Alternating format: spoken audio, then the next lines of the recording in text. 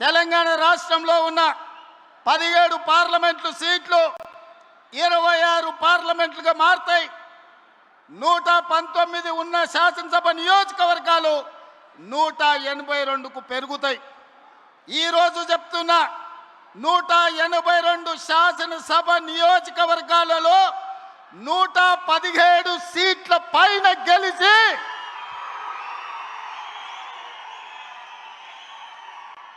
ఒకటి 7 మీడియా మిత్రులారా రాసుకోండి.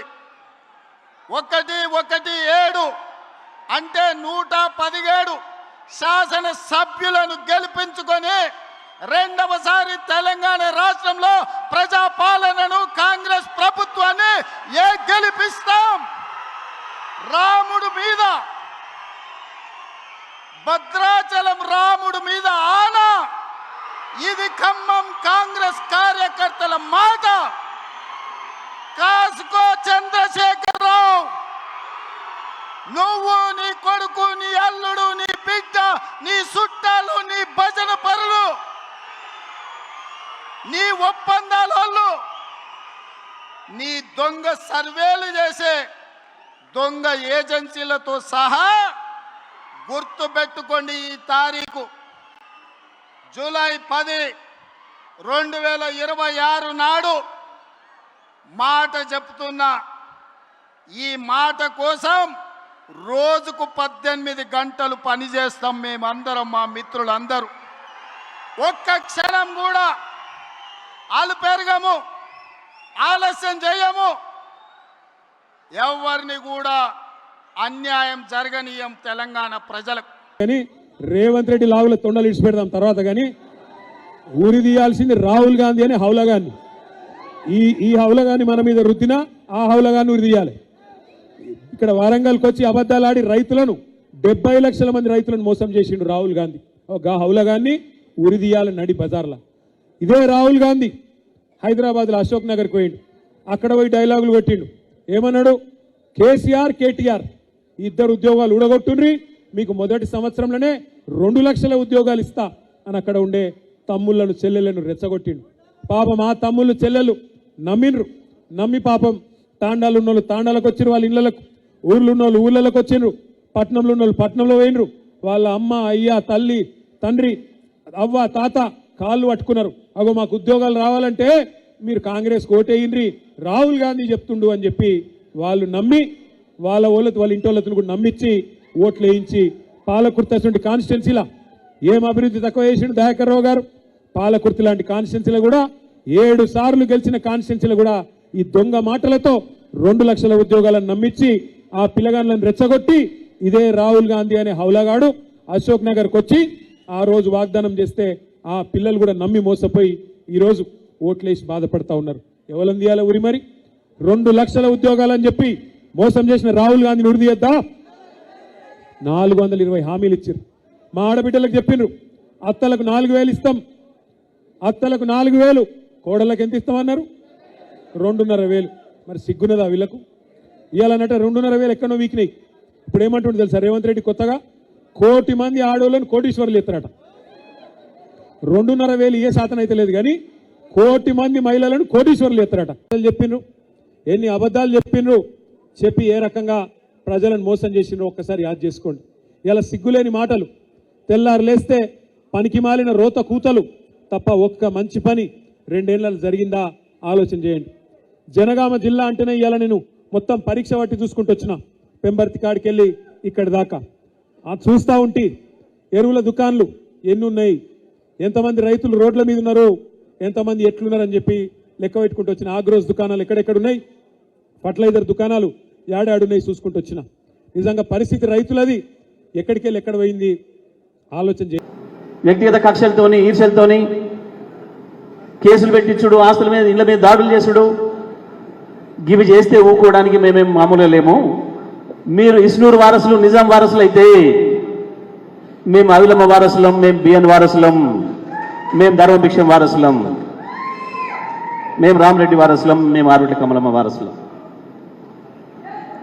ఇంకేదో శాశ్వతం అధికారం అని అనుకొని మేము రాజులమని అనుకుంటే చాలా చిన్నది మిమ్మల్ని తీసి అవతల పడేయడం అనేది, అవి బంద్ చేయండి. మీకు అధికారం ఇచ్చింది ఏందో కేసీఆర్ని పొందబెడతాం, బీఆర్ఎస్ని పొందబెడతాం. ప్రజలు మీకు అధికారం ఇచ్చింది పని చేయమని, మీ మాటలు నమ్మి, మీ 420 మాటలు నమ్మి ప్రజలు మీకు అధికారం ఇచ్చింది. గదాన్ని దృష్టి పెట్టండి, గదాన్ని శ్రద్ధ పెట్టండి. గద అమలు చేస్తే నిజమైన ప్రజలు మమ్మల్ని తిరస్కరిస్తారు. మీకు దమ్ముంటే గద అమలు చేయండి. కానీ మమ్మల్ని ఏదో కొడతాం, జైల్లో పెడతాం, దాంతో ముంద పెడతాం. ఈ పిచ్చి ప్రగల్భాలు బంద్ చేయాలి. ఈ పిచ్చి ప్రగల్భాలు మనం ఏం చేయలేము. వీళ్ళ అయ్యాలి, వీళ్ళ భాషలో చూసి వచ్చిన వాళ్ళం కదా. మేము ఉద్యమం చేస్తున్న నాడు ఒకడు రాజశేఖర రెడ్డి బూట్లు నాపుతున్నాడు, ఒకటి చంద్రబాబు బూట్లు నాపుతున్నాడు. వీళ్ళు మా గురించి మాట్లాడతారు. అప్పుడప్పుడు నేను గుంపు మేస్త్రిని అని చెప్పుకుంటాడు ఈయన. నువ్వు గుంపు మేస్త్రివో కావో, నువ్వు గుంపు మేస్త్రి అయినా తెలంగాణ ప్రజలకు నువ్వు కాకుండా పెద్ద అవసరం లేదు, సంబంధం లేదు. నువ్వు గుంపు మేస్త్రి అయినా తెలంగాణ ప్రజలకు ఒరిగేదేం లేదు, నువ్వు కాకుండా ఒరిగేదేం లేదు. కానీ భయమల్లా తెలంగాణను ముంచే ముంపు మేస్త్రి కావద్దు. నువ్వు గది మాత్రం కాకుంటే చాలు మాకు. నువ్వు గుంపు మేస్త్రి అయినా కాకుండా మాకేం ఫరకపడేది లేదు. కానీ తెలంగాణను ముంచే ముంపు మేస్త్రి కావద్దని మేము ముఖ్యమంత్రిని బయట కూర్చుండబెట్టుడు నాకు అర్థమే కాలే. తెలంగాణ ఇంజనీర్లను బయట పెట్టుడు అంత సీక్రెట్ ఏముందంటే, ఏదో నువ్వు తప్పు పని చేస్తున్నావు కనుకనే నీళ్ల మంత్రిని తెలంగాణ ఇంజనీర్లను బయట కూర్చోబెట్టినావు. ఎప్పుడైనా మీటింగ్ ఎప్పుడు జరుగుతుంది? మినిట్స్ రాస్తారు మీటింగ్కు. ఇంత పెద్ద హై లెవెల్ మీటింగ్ జరిగినప్పుడు కేంద్ర జలవనరుల శాఖ మంత్రి, 3 ముఖ్యమంత్రులు కూర్చొని మాట్లాడుకున్నప్పుడు ఆ మినిట్స్ ఆఫ్ ద మీటింగ్ ఏందో బయట పెట్టండి. Why it is so secret? ఇప్పుడు నువ్వేమంటున్నావు? మొత్తం మా భవిష్యత్ అంతా సిఆర్ పాటిల్ చేతిలో పెట్టినా అంటున్నావు. మరి ఆ సిఆర్ పాటిల్ ఎవరి చేతులు ఉన్నాడు? రేపు సిఆర్ పాటిల్ తప్పుడు నిర్ణయం తీసుకుంటే దానికి ఎవరు బాధ్యత వహించాలి? మీ 3 కలిసి మాట్లాడుకున్న మినిట్స్ ఏందో ఈ రాష్ట్ర ప్రజల ముందు పెట్టాలి. Because we are the stakeholders. తెలంగాణలో ఉండే ప్రతి రైతుకు తెలుసుకునే హక్కు ఉంటుంది. తెలంగాణలో పుట్టి పెరిగిన ప్రతి పౌరుడు, తెలంగాణలో నివసించే ప్రతి పౌరుడికి తెలుసుకునే హక్కు ఉంటుంది. ఎందుకంటే పొద్దుగాలేస్తే మంచినీళ్ళు తాగాలి కదా. పొద్దుగాలేస్తే మంచినీళ్ళు కావాలన్నా, వ్యవసాయం చేయాలంటే సాగునీరు కావాలన్నా, పరిశ్రమలకు నీరు కావాలన్నా కృష్ణా గోదావరిని జలాలే కదా. అక్కడ మన హక్కులు కోల్పోతే రేపు శాశ్వతంగా తెలంగాణ నష్టపోతుంది కదా. KCR is the history of Telangana కదా. కేసీఆర్ ఇస్ డెఫినెట్లీ వైపౌట్ చేయలేని, తుడిచివేయలేని ఎమోషన్ కదా తెలంగాణకు. కేసీఆర్ తెలంగాణకు ఉన్న బంధం అది కదా. ఎక్కడెప్పుడు దిక్కు దివాణం లేనప్పుడు నా పదవులు, నా రాజకీయ భవిష్యత్ అంతా నేను పనంగా పెట్టి తెలంగాణ కోసం ఎంత కష్టపడనో తెలంగాణ ప్రజలకు తెలుసు. నా గుండెల్లో తెలంగాణ ఉంటుంది, తెలంగాణ ప్రజల గుండెల్లో కేసీఆర్ ఉంటాడు. గెలిపోవటంలో పక్కకు పెడితే KCR is definitely emotion of Telangana. 100% ఆ బాండేజ్ కేసీఆర్కి ఉంటుంది. కేసీఆర్ని అడిగిన గిలి పడేస్తాం, తుడిచి పడేస్తాం అని ఎవడని అనుకుంటే వాడు పిచ్చోడేతాడు తప్ప కేసీఆర్ కానీ తెలంగాణ ప్రజలు కానీ. నేను కూడా రైతు రుణమాఫీ ప్రకటించిన, ఒకే విడతగా చేద్దామని చెప్పి నేను చేయని ప్రయత్నం ఎక్కని కొండలేదు, మొక్కని బండలేదు. దట్ ఈస్ ఇంపాసిబుల్, జరిగే పని కాదు.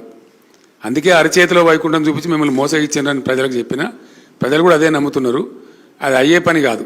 ఎందుకంటే ఇప్పుడు ఈయన రైతు భరోసా వేయాలి, నెక్స్ట్ ఏయన్నా 4 విడతల డిఏ ఇప్పుడు విడుదల చేయాలి, 51% ఫిట్మెంట్ ఉద్యోగస్తులు అడుగుతున్నారు, అవి ఇవ్వాలి. మళ్ళీ 40,000 కోట్ల రుణమాఫీ ఇవ్వాలి. ఎక్కడికి వెళ్ళి చేస్తారండి? ఎవరిని మోసపుస్తాడు ఈయన?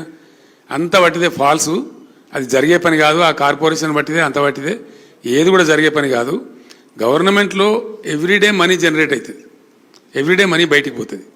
అట్లా విడుదల వారికి జరుగుతుంది తప్ప రూపాయి రాక రూపాయి పోక అని ఉంటుంది తప్ప గవర్నమెంట్ దగ్గర అట్లా సూట్ కేసులలో డబ్బులు ఉండయండి. ఈయన చెప్పేదంతా భ్రమ. ఆయన భ్రమలో ఉండి ప్రజలను కూడా భ్రమింపజేసేటువంటి ఒక ప్రయత్నం చేస్తా ఉన్నాడు. ఆయన సఫలీకృతం కాడు. కేసీఆర్ గారు నిన్న ముఖ్యమంత్రి రేవంత్ రెడ్డి గారు మాట్లాడుతూ ఒక మాట అన్నారు సార్. ఆయన చేతుల మైకుందే బాబు. కేసీఆర్ గారు తెలంగాణ రాష్ట్రం ఏర్పడక ముందు అనేక మంది ఉద్యమకారులను, మేధావులను కలుపుకుపోయిన కేసీఆర్ అధికారంలో ఉన్న 10 సంవత్సరాలు తెలంగాణ ఉద్యమకారులను పక్కకు పెట్టిండు. జర్నలిస్టులకు కూడా ఎలాంటి న్యాయం చేయలేదు. కాబట్టి మొన్న అధికారం కోల్పోయాడు. ఇప్పుడు కారు షెడ్డుకు పోయింది, అది బయటికి రాదు. కాబట్టి ఇప్పుడు పార్లమెంట్ ఎన్నికల్లో బీఆర్ఎస్కు ఓటు వేయాల్సిన పని లేదని చెప్పి కాంగ్రెస్ చెప్తా ఉంది. ఓకే, మరి చాలా సంతోషం. షెడ్లో ఉన్నది కదా కారు, ఎంత బలంగా వస్తుందో దాని తాటికి రేవంత్ రెడ్డి ఎక్కడ కొట్టుకపోతాడో మీరు నేను ఇద్దరం